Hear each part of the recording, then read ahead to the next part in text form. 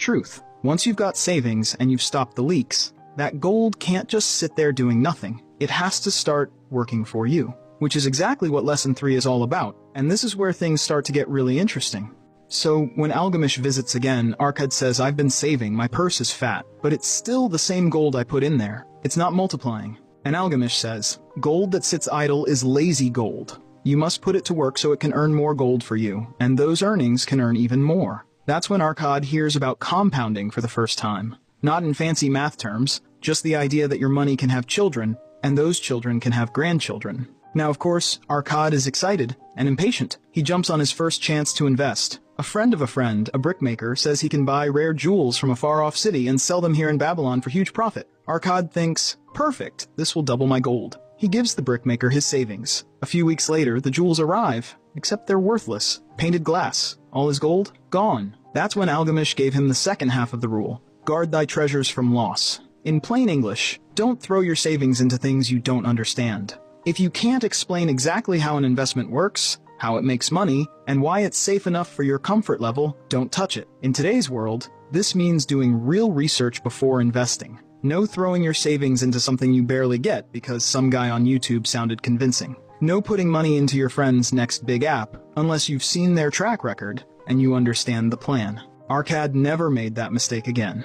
He learned to grow his gold while protecting it. His next move was much smarter. He lent his gold to a shield maker, a man whose craft was in high demand and who knew his trade inside out. The shield maker paid Arkad a steady return, and Arkad's gold finally started multiplying. And if you want to dig deeper into smart investing, you can check out my video on the Intelligent Investor later. It breaks this down in way more detail. Lesson 4. Ensure a future income. By this point, Arkad's life looks nothing like it used to. But here's the thing about time. It doesn't care how rich or smart you are. One day, you won't have the strength or energy to work the way you do now. Arkad saw this reality every day in Babylon. Old men who'd been strong workers in their youth now sat outside the temple gates, begging for scraps. Women who once had bustling market stalls were now relying on their children just to survive. And Arkad thought, "I don't want to be that man." So he asked Algamish, "How do I make sure I'm cared for in my old age, and my family is secure even when I can no longer labor?" Algamish's answer was simple. Plan for tomorrow, as you do for today. Build an income that will flow even when your hands are idle. That hit Arkad hard.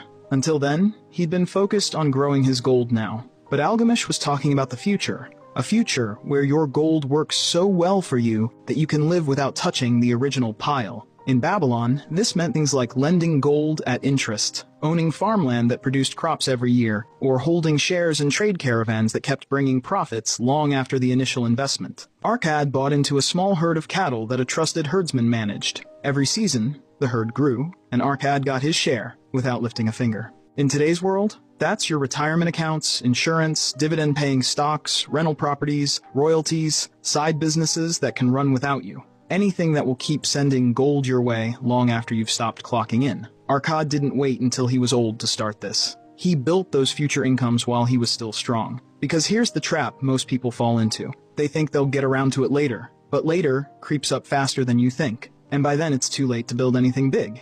Lesson 5. Increase the ability to earn. By now, Arkad's story feels like a victory march. He's saving, investing, protecting his gold, and even has future income streams ready for the day his hands can no longer labor. But Arkad knew something most people never figure out. All of that, every lesson, has a ceiling. If your income stays small, your growth stays slow. 10% of a small purse is still a small trickle. 10% of a massive purse? That's a river. And that's where Arkad's final lesson comes in. The more skillful you are, the more gold you can earn. The more gold you earn, the faster every other lesson works. He didn't just mean work harder. Babylon was full of hard workers who never got rich. He meant learn skills that make your time more valuable. Make yourself impossible to ignore in your trade. Back when Arkad was a scribe, he could copy tablets faster than most men in Babylon. But he didn't stop there. He learned merchant mathematics, negotiation tricks, even how to read contracts so no one could cheat him. Each skill made him worth more to the right people.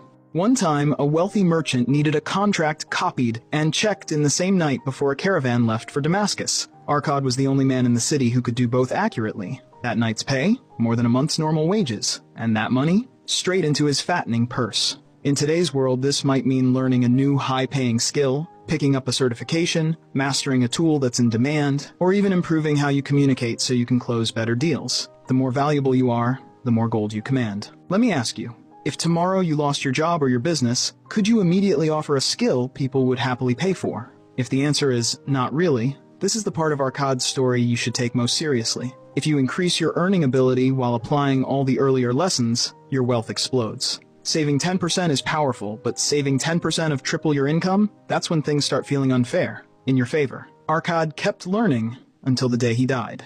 Even when he had more gold than he could spend, he still looked for ways to get better, sharper, faster, because he understood that his mind, not just his purse, was the real treasure, and that's how a broke scribe became the richest man in Babylon. So now the question is, which lesson are you going to start with today? Because the sooner you begin, the sooner you turn your own life into a story worth telling.